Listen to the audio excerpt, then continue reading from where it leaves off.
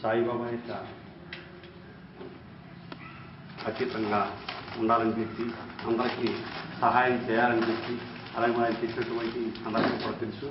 వైద్య విధానంగా అలాగే వాటర్కి ఎన్నో హాస్పిటల్స్కి ఎంతో కూడా ఎంతో అందరికీ సేవ ద్వారా చాలా వినియోగం జరిగింది.